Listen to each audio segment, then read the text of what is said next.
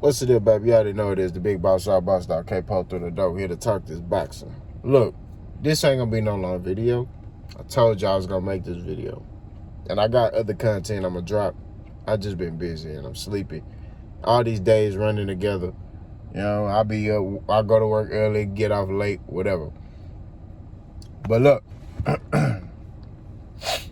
Terence Crawford says that he's never been in a tough fight because he makes all his fights look easy. Let's talk about it. So, when Terence Crawford made that statement, I'm going to post the link in the description and y'all subscribe to the channel. When Terence Crawford made that statement, I bust out laughing. Because Terence Crawford has been in tough fights, especially at 147, right? But he ain't fought good or to elite competition. He's fought average fighters, right? Sean Porter that he fought was average. You know what I mean? Sean Porter was coming off a layoff and off a decent win against a no-name guy, right? And Sean Porter was getting into the commentating thing, right? I mean, when he fought Sean Porter was doing commentaries, podcasts. He was on TV all the time. I'm like, are you in training? You supposed to be fighting Bud and you on TV? But the Sean Porter that fought Errol, you didn't see him. You didn't see him until media day. He was locked in. That was a different Sean Porter that fought Errol. He wanted to hurt Errol. He wanted to knock Errol out. He wanted to take everything from Errol.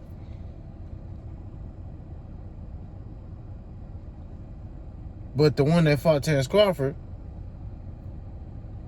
he didn't have that desire. He didn't have that passion. He just was fighting him. Now, I guess I'll fight him. I mean, hey, man, you want to fight? No? Okay, man. Yo, he said we ain't going to fight because he got something lined up. Then comes out, they got to fight each other. Hey, man, we got to fight. All right. I mean, I don't want to fight you, but I'll fight you. Terence Crawford said that. I didn't want to fight Sean Porter. He said that. Those are the words that came out of his mouth. Right? I'm pretty sure it was mutual. I'm pretty sure Sean Porter never said that, but I'm pretty sure it was mutual. I'm pretty sure Sean Porter didn't want to fight his best friend, Bud Crawford. You know what I'm saying? That's what it was. Kell Brook, coming off a shaky win, right? But, he was on a win streak, right? Against fighting nobodies. He was on a win streak fighting nobodies at 154. He wasn't even at 147. Came down to 147 to fight Terence Crawford, okay? Didn't have his trainer. Got a train off Instagram. Had a couple of weeks to prepare for the fight, right? And even when he fought Terence Crawford, he was whooping Terence Crawford. What is Terence Crawford talking about when he says that this stuff I'll be talking about? What is he talking about? He made out his fights look easy when he was losing to Kell Brook. He was losing to that shot Kell Brook, that shot version. Kell Brook had Terence Crawford's eyes puffy. Terence Crawford looked Chinese after he fought Kell Brook. Why? Because Kell Brook was tagging his ass. But Bud Crawford caught him with a jab and hurt Kell Brook, and Kell Brook quit. I think Kell Brook gave up against Terence Crawford. That's what I think. I don't think he truly was hurt. I think he got caught with a jab, and he was like, shit, I don't want to get embarrassed. Let me just act like I'm hurt. Let me just quit. I think Kell Brook quit. I'm going to say that against Terence Crawford. That's what it is. I think Kell Brook quit. Right? He was like, man, I already got mastered by Errol. I ain't, and I'm coming off this shaky win where I almost lost to Mike Zarafa at 154. Man, let me just go ahead, man, and tag it in. I even got my real coach with me, bro. This what it was.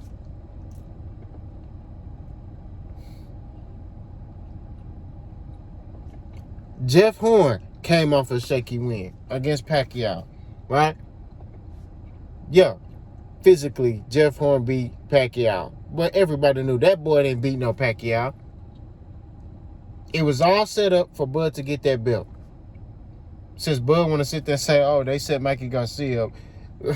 Bud, it was all set up to help Bud get a belt at 147. That's all it was.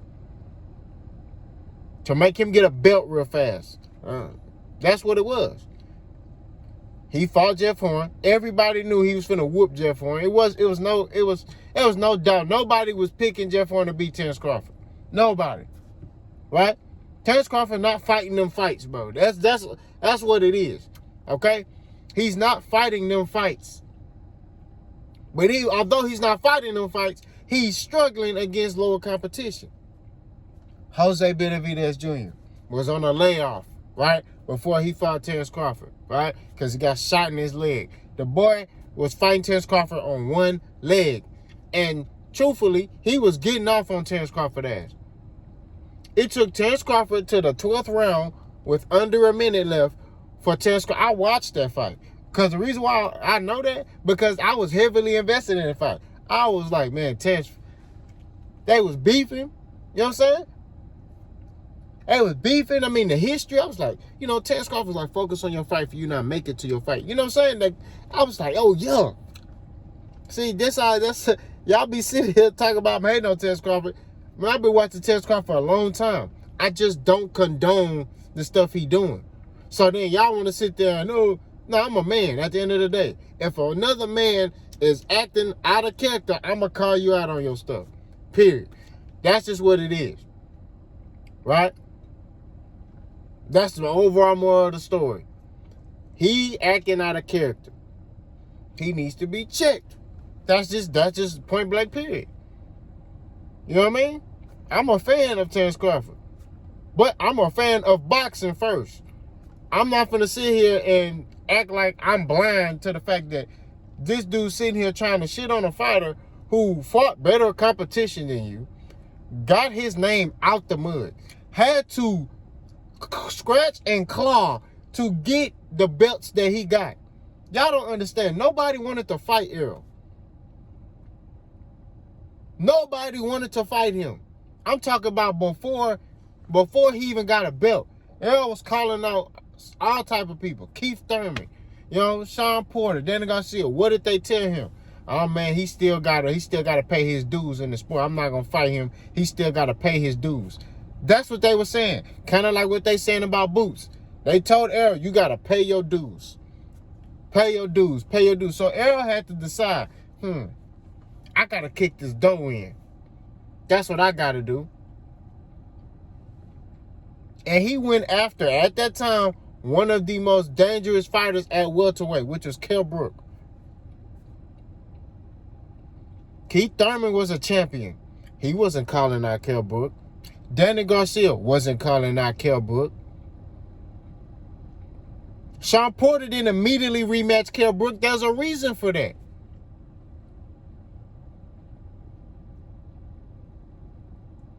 Kell Brook at that time was one of the most dangerous welterweights. He was big, he's strong, he threw combinations.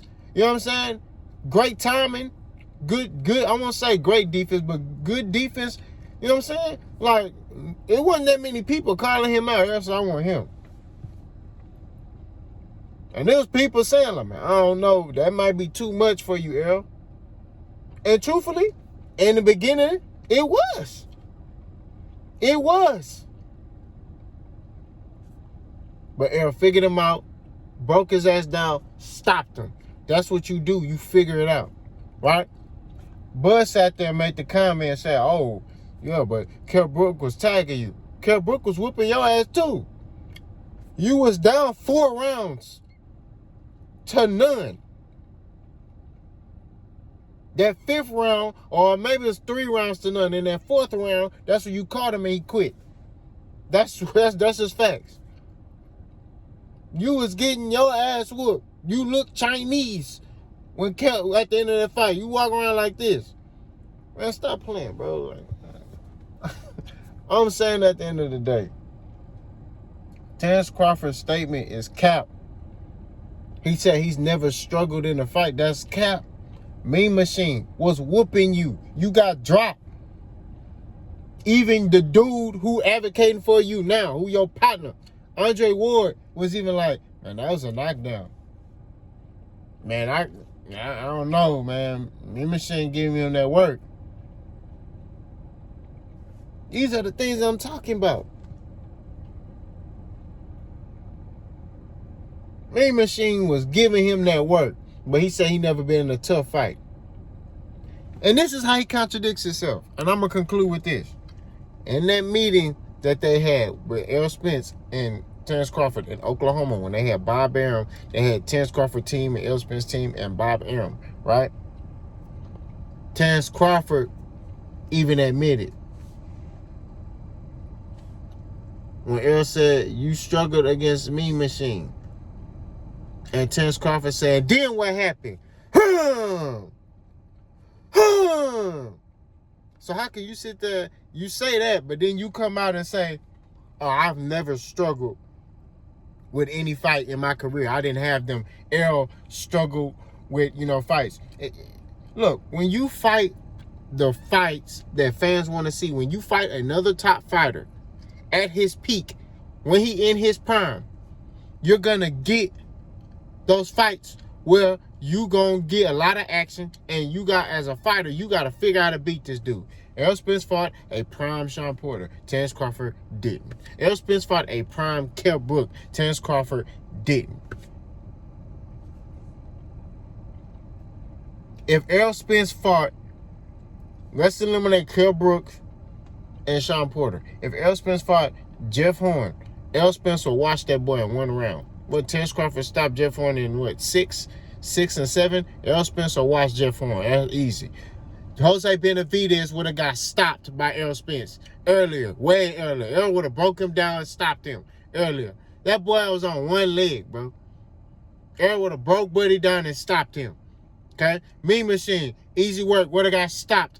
Like, I need to keep going. And this is the thing. Bud stopped these dudes.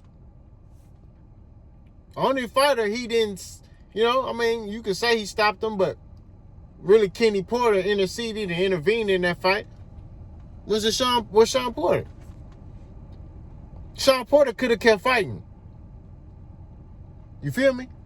But these are the things they don't want to talk about. They don't want to talk about this stuff. They want to sit here and believe this foolishness that he's saying, bro.